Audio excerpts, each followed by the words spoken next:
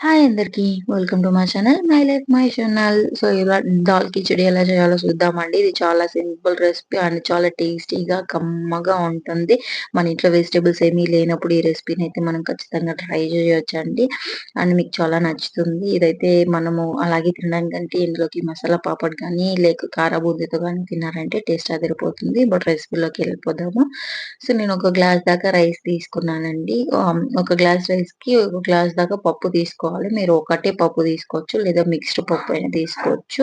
నేనిక్కడ ఒక glass rice తీసుకున్నాను. ఒక హాఫ్ గ్లాస్ కన్నా తక్కువ కందిపప్పు వేసుకొని, కందిపప్పు ఎంత వేసుకున్నానో అంతే ఈక్వల్ క్వాంటిటీ పెసరపప్పు కూడా వేసుకొని బాగా కడిగేసి ఒక హాఫ్ అన్ అవర్ దాకా నానబెట్టుకున్నానండి. మీరైతే 1-2 అవర్స్ కూడా నానబెట్టుకోవచ్చు. ఇలా నానబెట్టుకున్న తర్వాత ఇప్పుడు కుక్కర్ పెట్టేసుకొని ఈ నానబెట్టుకున్న పప్పు రైస్‌నంతా వేసేసుకొని సో, నేను వాటర్ అయితే ఇలా ఒక 1 ఇంచ్ దాకా వేసుకుంటున్నాను. మీరింకా కొద్దిగా ఎక్కువ వేసుకోవచ్చు. No problem. సో, ఎసరనేది పొంగిపోతుందని అలా చేశానండి.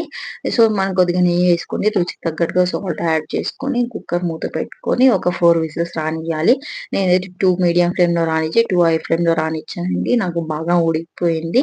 సో, విజిల్స్ అన్నం పోయినాక ఇప్పుడు తీసి చూస్తే మొత్తం బాగా ఉడికిపోయింది. నేను వాటర్ కొద్దిగానే వేసుకున్నాను కాబట్టి కరెక్ట్‌గా ఉడికిందండి. మీరింకా కొద్దిగా ఎక్కువ వేసుకున్నారంటే మీకింకా కాస్త వాటర్‌గా ఉంటుంది.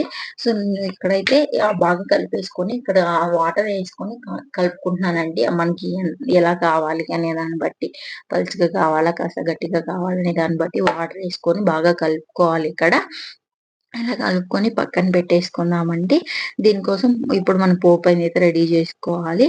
సో, ముందుగా కడాయి తీసుకొని కొద్దిగా ఆయిల్ వేసుకొని అందులోకి ఒక 2 టీ స్పూన్ దాకా నెయ్యి వేసుకొని, హాఫ్ టీ స్పూన్ దాకా జీలకర్ర వేసుకొని బాగా సన్నగా తరిగి పెట్టుకున్న నేను వెల్లుల్లి పాయల్ని కొద్దిగా అల్లం తరుగు వేసుకుంటున్నాను. దాంతో పాటు 4 ఎండుమిరపకాయలు కూడా వేసుకుంటున్నాను. మీరు పచ్చిమిరపకాయలు కూడా వేసుకోవచ్చండి ఇందులో. సో, ఇది వేసుకొని ఇంకాసేపు అలాగా ఫ్రై చేశాక ఇప్పుడు సన్నగా తరిగి పెట్టిన చిన్న ఉల్లిపాయ ఒకటి వేసుకుంటున్నానిక్కడ. సో, అది వేసుకొని కాసేపు ఫ్రై చేయాలండి. అలా ఫ్రై చేసుకున్న తర్వాత ఇప్పుడు కరివేపాకు కూడా వేసుకుంటున్నాను. కరివేపాకు కూడా వేసుకొని ఇంకాసేపు ఫ్రై చేసుకోవాలి.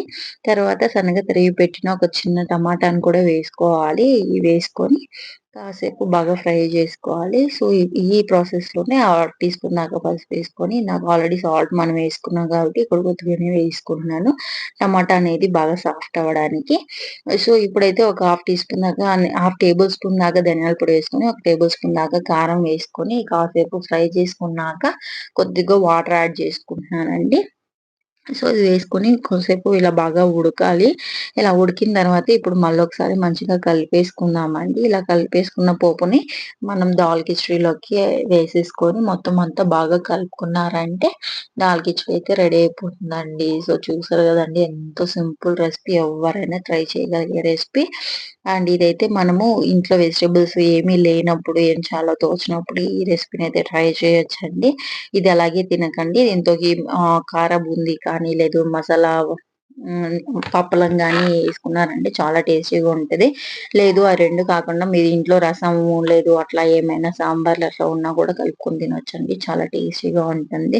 సో, మీరు ఖచ్చితంగా ఒకసారి ట్రై చేయండి. మీకెలా వచ్చిందో నాకైతే కమెంట్ చేయండి. మీకేదైనా రెసిపీ కావాలంటే నాకు కమెంట్‌లో మెన్షన్ చేయండి. నేనైతే చేసి రేపు పోస్ట్ చేయడానికి ట్రై చేస్తాను. సో, ప్లీజ్ నా ఛానెల్‌ని సబ్స్క్రైబ్ జేసుకోండి. బెల్ ఐకాన్ కూడా ఆన్ జేసి పెట్టుకొని నేను వీడియో పోస్ట్ చేయగానే మీకు నోటిఫికేషన్ వస్తుంది.